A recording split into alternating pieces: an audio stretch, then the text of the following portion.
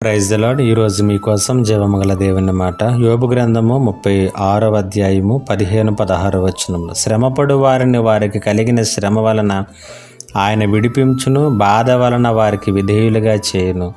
అంతేకాక బాధలో నుండి ఆయన నిన్ను తప్పించును, ఇరుకులేని విశాల స్థలమునకు నిన్ను తోడుకుని పోవును. రెండు ప్రాముఖ్యమైన అద్భుతమైన విషయాలు ఈ మాటలలో యోబు గ్రంథకర్త మనకు ఎంతో స్పష్టంగా తెలియచేస్తున్నాడు.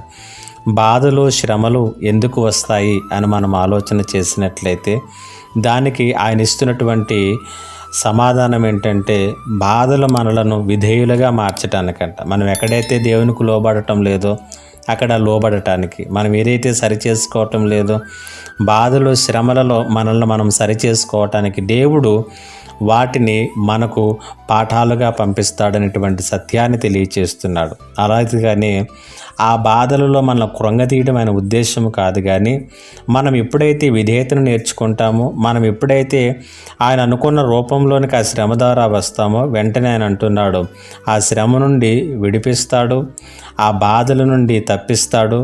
మూడవది, ఇరుకు లేని విశాల స్థలమునకు నిన్ను తోడుకుని పోతాడు. ఆ ఇరుకులో నుండి అత్యంత విశాలమైనటువంటి స్థలానికి, ఆ యొక్క కారు చీకట్లో నుండి వెలుగులోనికి, ఆ శాపకరమైనటువంటి జీవితంలో నుంచి ఆశీర్వాదకరమైనటువంటి జీవితంలోనికి దేవుడే నడిపిస్తాడు. కాబట్టి శ్రమలలో కృంగిపోకు.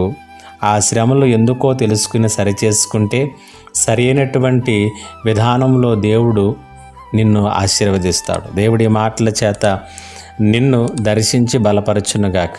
ఆమేన్. ప్రార్థన. మా దేవా, నీకు వందనాలు. శ్రమల వెనక నీ ఉద్దేశాన్ని మాకు తెలియజేశారు.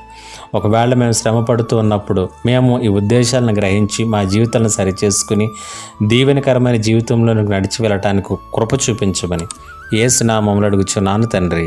ఆమేన్.